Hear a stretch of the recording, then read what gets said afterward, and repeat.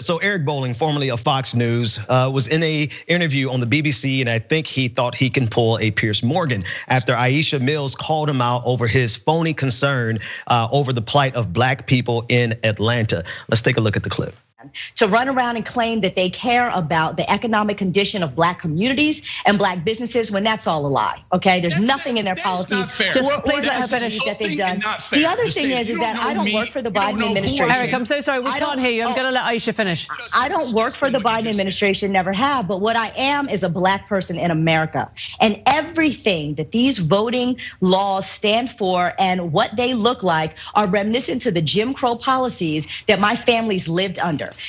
Every single thing about it. So this is all about racial discrimination. And how dare you try to act like you are somehow a proponent of black people and businesses just to make a point and to try to create a wedge. It's ignorant and it's just disrespectful. That's disgusting. I'm done. Put me off. That's disgusting. I am nowhere near anything you're painting me to be. And the problem with American politics is exactly that. Because I'm white, you think I'm racist. That's BS. I'm done. Will you just stay, Eric? Will you just stay for this question?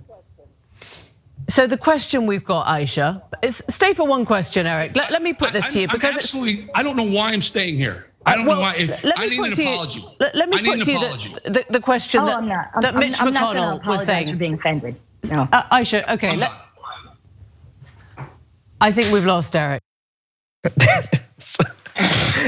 So just for a little more context, of course, this is in response to the voter suppression laws that are spreading around the country, but specifically in the state of Georgia. The Major League Baseball moved the All-Star game out of the city of Atlanta. And Eric Bolling, along with a lot of conservatives, are trying to make this seem as if it is a directly negative thing for black businesses in the city of Atlanta. Now, there's a lot of things around this that really shows how phony that concern actually is. But he was actually responding mostly to the fact that she said that as a white Republican, him specifically, he had no right to try to drive this wedge.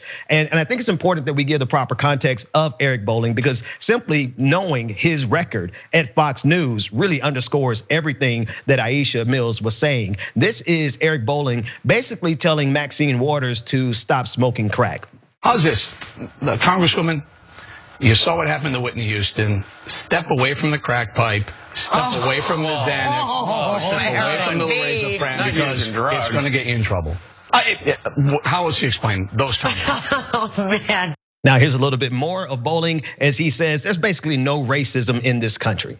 You know, it's almost getting, it's getting tiring. We have a black president, we have black senators, we have black heads of captains of business companies, we have black entertainment channels.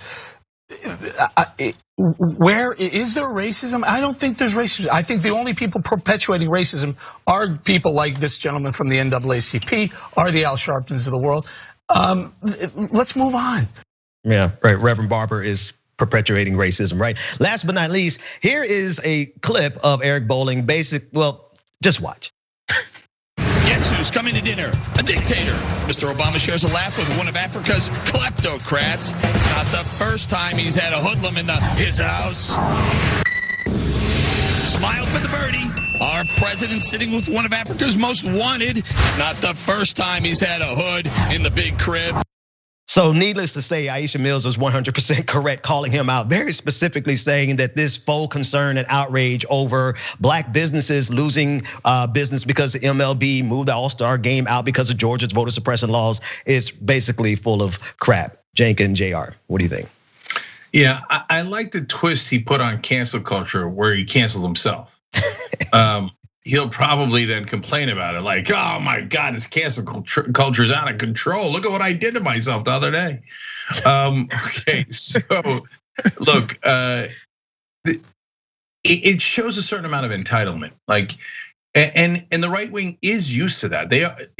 I don't know that it's fake. I think that they genuinely feel like I get to dominate the conversation. I get to call you any name I like.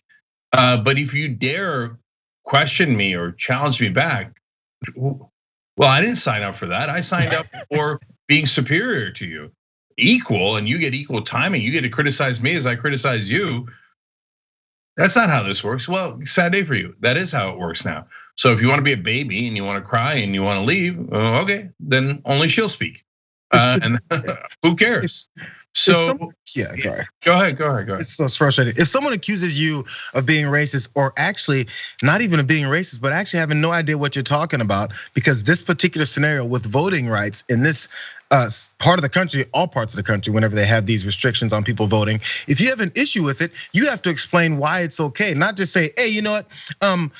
We get to do it because we get to, and you guys have these problems with election integrity. None of those things actually come through and bear out with any kind of facts. So this is where the outrage comes in. Once you get cornered and you have no argument to continue this debate, it turns into an explosion. We just saw with Leo Terrell. Once someone says you have no idea what you're talking about because you're either disingenuous or you're just clueless, you then have to go, I can't believe this. See, this is what's wrong with this country. We're not talking about what's wrong with this country. We're not talking about accusations of racism and how you don't like it. If you don't like those accusations, and if you don't like people pointing out what you say means something, you should probably try to prove them wrong. Say, well, you know what I've done? I've done this, I've done that, and I've done the third thing. As a matter of fact, because of 4, 5, and 6 is the reason why this law needs to be implemented in this area. As Ben, I think you were pointing out specifically with what's good, who actually lives in this area, which businesses are in this area. You're gonna get to that. But I'm not gonna step on that, I promise. So the one thing stood out to me with his running away. First, he got up and came back. He had to check one more time. He's like, man, I think she just won. And I definitely can't let my ego sit here and let this black woman tell me what to do. I need to check one more time and make sure, see if she's gonna apologize to me. Then I'll feel better about myself. That didn't happen, then he could leave. When you wanna leave, if I'm angry, if I'm that angry and someone has insulted me to that degree and I'm ready to leave, I'm not ready to leave, I have left. Instead, he circles back because it's an act. He's trying to make sure that he's putting in place, I'm gonna threaten something, and when the white man threatens to leave, oh man, when I come back, they're gonna start respecting me. And he was surprised that they didn't, including the host, that's who he really thought was gonna jump on his side and be like, no, don't go, Eric, don't go. Hey, do you wanna apologize to Eric? No, we don't. No, I'm laughing because I think he thought that this was like mainstream journalism here in the United States. But anyway, the tactic here is really conservatives trying to use their faux concern about black businesses as a way of neutralizing the protests and the boycotts of the city. The thing is that I know where the stadium is, Sun Park Stadium, where the Braves play, where the All-Star game was supposed to be at, and I can tell you, it is first of all, it's Atlanta, but it's Cobb County. And anyone who's ever been in Cobb County, you know, or even read up on Cobb County, you know that it is predominantly white. And the entire area around it is predominantly white. The businesses are certainly not African-American businesses. They are predominantly white businesses. Now, this doesn't mean that, Major League Baseball fans would have left and gone and sought out Fulton County to go find some, black establishments. But seriously speaking, like this is just a red herring again, where Republicans are trying to use something to deflate and to deflect from the fact that they are in trouble here because companies are finally lining up on the right side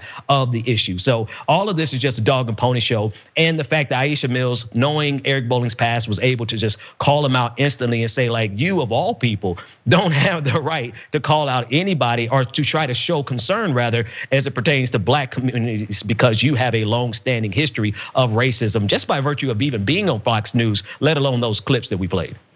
Okay, real quick, let me go through some funny parts of the story, and then I want to make one serious point. Jayar said, then tell us what you did. That was so great that leads us to believe you're not racist, right? And whenever they're forced to do something like that, they always do something absurd. I remember this is not Eric Bolling, but it's a different guy who said, oh, no, I'm not racist. I once let a black man use my bathroom. Whoa, okay, I didn't know you were that merciful. All right. So in this particular case, in that old Fox News clip we showed you where he's like, oh, and he had hoodlums in the house, right? In his house, oh yeah. And then he showed Common. Okay. And then let's note for the record that Trump had Kanye West at the White House, and they were like, Kanye's here, we're gonna run for our side. We have a black rapper on our side. Oh, what happened to Hoodlum? Interesting, right? And then he said, in the beginning of his answer, put me off. And then he kept on talking. I thought you wanted to be put off. What happened, dog? Okay. So never meant it. Jayar's 100% right about that. And my favorite was racism. We have black entertainment channels in America now. Wow, well, that'll do it. We're definitely not racist. And anyway, I don't want to get into the history of that. Last thing is the serious point. He said, "You're saying all this because I'm white." No.